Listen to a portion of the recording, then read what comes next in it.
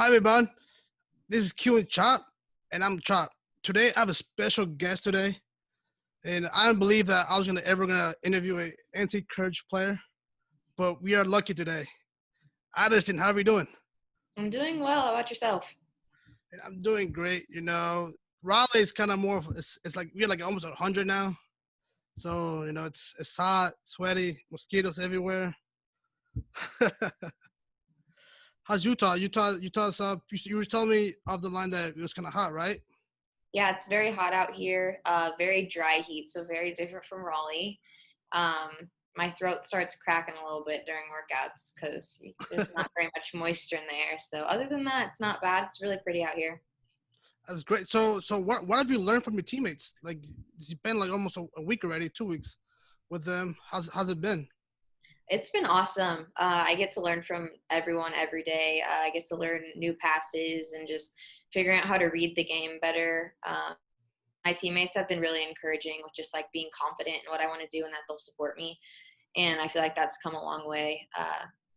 I could go on all day about everything I've learned from them. I'm playing with the best players in the world, so it's pretty exciting. So who's the team clown?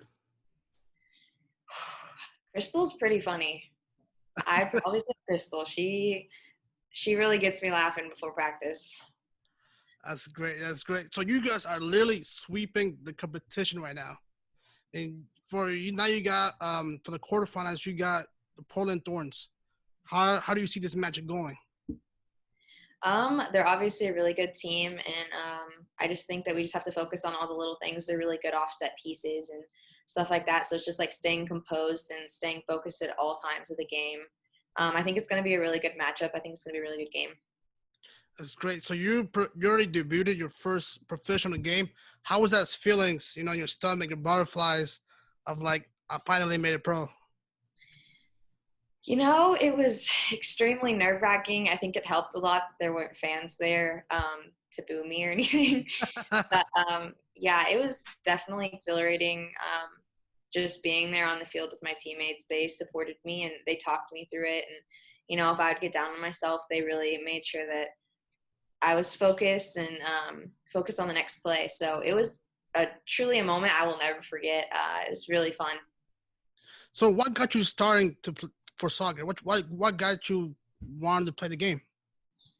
Well, when I was 3, my older brother played. He was a goalie, and my older sister played. She was a forward. And I told my mom I just wanted to play, and she's like, okay. And so I got put on my sister's U6 team, and they would always win the ball, and then they'd pass it back to me, and then I'd lose it because I'm 3. And then they'd win the ball, and then they'd pass it back to me, and I'd like try to do what I can. But that's kind of when my love of it started, just playing at a young age. My mom coached me when I was young. And then I just got really into it, and I decided that I wanted to try to be the best that I can be in this sport. And my mom was like, okay, well, we'll do what we can to get you where you need to be. Man, that's great. That your family's involved, and then they're accepting your passion for the sport. Some people live the lives are different. They're maybe really great at something, but the family doesn't back them up.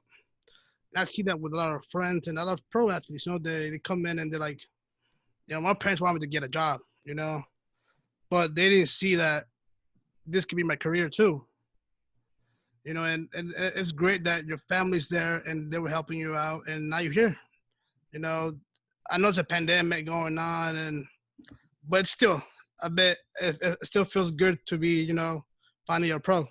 Yeah, it's a great feeling. It's everything I've really been working for the past couple of years. So to finally be here and like have a team and a coach that trusts me and believe in me and like want me to be the best me that I can be is just it's amazing.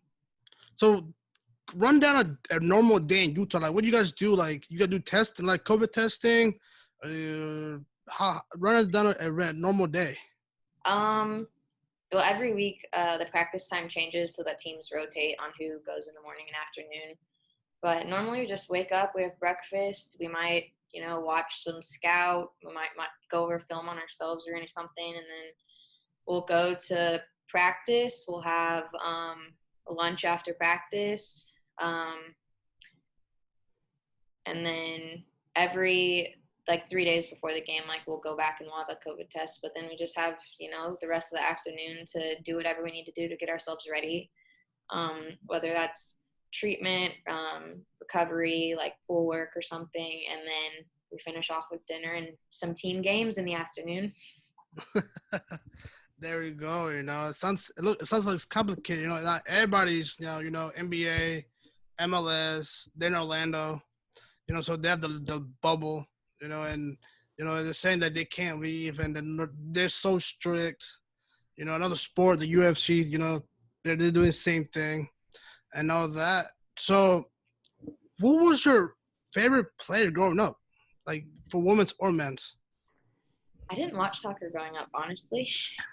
Um, I knew this question was going to come, but I wouldn't say I like had a favorite player. I just played because I love the sport.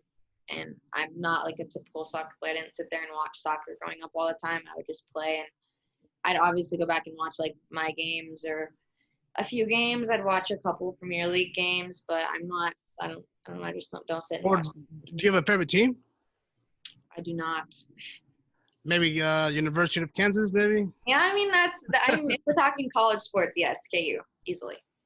Do you play any other sports that you might watch more? Not really. I don't watch sports that often. So I do watch track when it comes on, or I've become a big tennis fan lately. I like tennis. Tennis is cool. Don't have any favorites though. Still learning. So like tennis. I tried tennis. It's hard. You got to run. It's so like it looks like it's small, but that side to side running, it's like I rather run long distance. Give me through ball in the air. I try to get it. Instead of going side to side trying to hit a ball. It's complicated. So Addisyn, tell me like you're a pro and all that now. Was your like was it did your how do I want to say this, like you thought this is being a pro, like this is your like you're thinking of okay, this is me being a pro, or you had different thoughts of becoming a pro? Um, I don't know. I don't know how to answer that. I feel like it's just more of I'm excited that I'm here and I've worked this hard to get here. But it's just like keeping that level up and like trying to just better myself every day. I'm not content with where I'm at. Like I want to get better and I want to be the best me possible. So that's like my version of being a pro, I guess. Yeah. What's your goals and for your soccer life? I would just like to make it as far as possible. I would like to do what I can and become the best me on the field that I can be, whatever that looks like. Do you wish maybe one day you're in the national team? That is an aspiration I do have. I would love to make it there someday. A lot of work to do, but just got to keep listening to my national team teammates, and maybe I'll get there. And trust me, you do have a lot of national teammates and courage. It's amazing. Me seeing them. It's like I see the squad and I'm like, how can anybody beat these squad? Like there's no way. I guess we are lucky that we have it in our backyard. Especially that I do. I could go see them every game like 10 minutes away. So and see you guys, out there, it's amazing. It's a bless. How do you see the women's soccer growing? Is in Kansas or your home state, do you see women's soccer growing or the game of soccer growing? Starting at home, I definitely think in Kansas City, it's already started to grow so much. And I feel like a lot of that has to do with just like even the past like World Cup. There's just been so much exposure for women's sports. And it's been growing and growing, and people have become more interested in women's soccer. And I think that's amazing because it is fun to watch.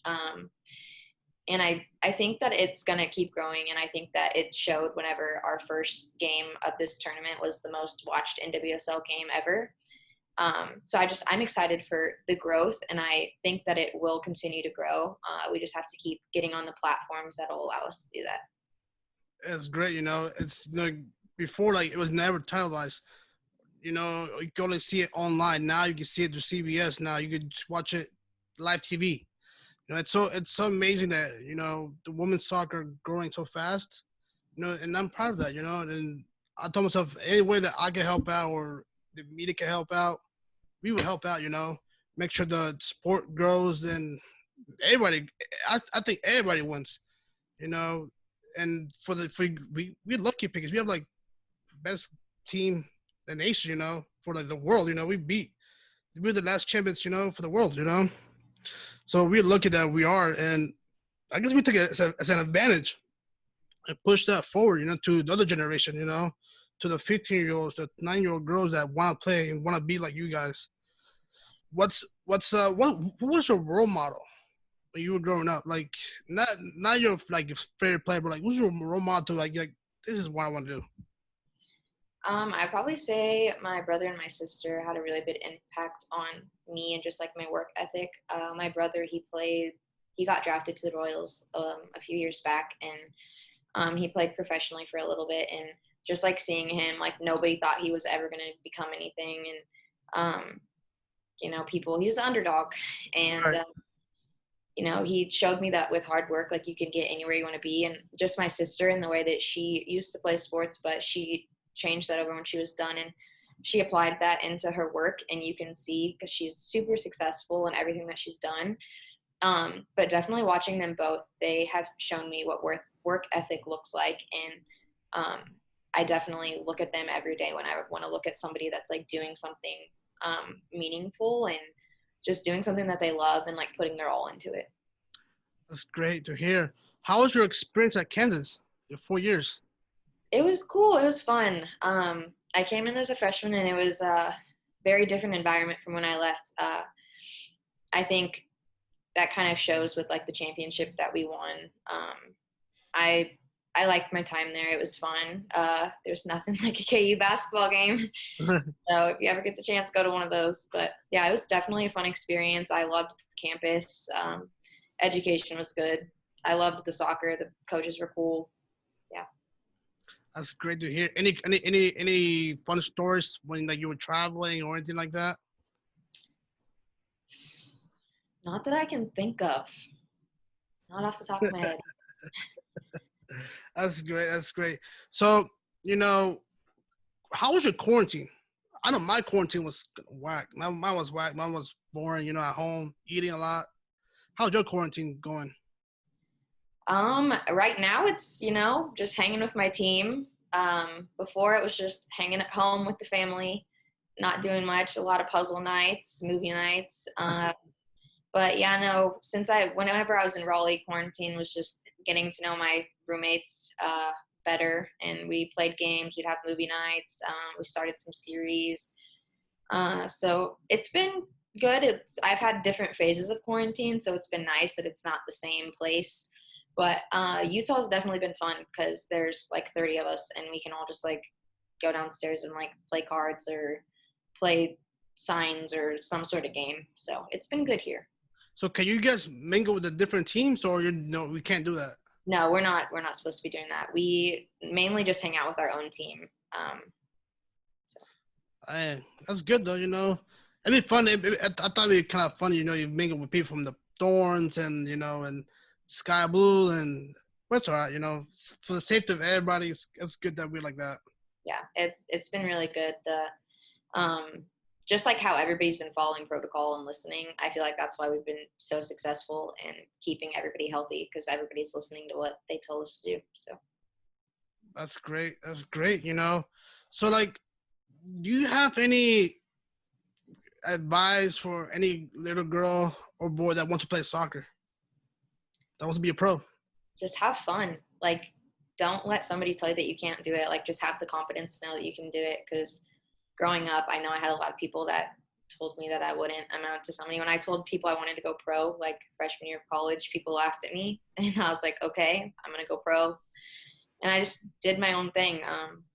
It obviously takes hard work off the field. You're going to have to go in and put in that extra work sometimes, but it's definitely worth it. And just don't let anybody tell you that you can't do it. That's great. That's great. Addisyn, where can we find you, and our listeners can find you? The social media, Oh, social media, you can find me. My handle's at Addisyn Merrick. So yeah, you guys can go follow me. Twitter, it's the same thing. Um, I'm more active on Instagram than Twitter. So So you got the Twitter hands. yes, I don't have Twitter hands. I'm Instagram. Selfies and all that. Yeah, not usually, but soccer pictures or videos or something. That's great. Addisyn, thank you very much for your time. They're telling me that, I only had a certain time to do this. And appreciate it for you coming. Again, thank you very much. Of course, thank you. Guys, this is Q and Chop with Addisyn Merrick from NC Courage. Guys, they're playing on they're playing Friday. Wait, you playing Friday, right? Yeah, Friday, Do you know what time? 12:30 Eastern. 12:30 Eastern at CBS All Access. Guys, thank you very much. Addisyn, one more time, thank you very much for coming in, and thank you. Of course, thank you.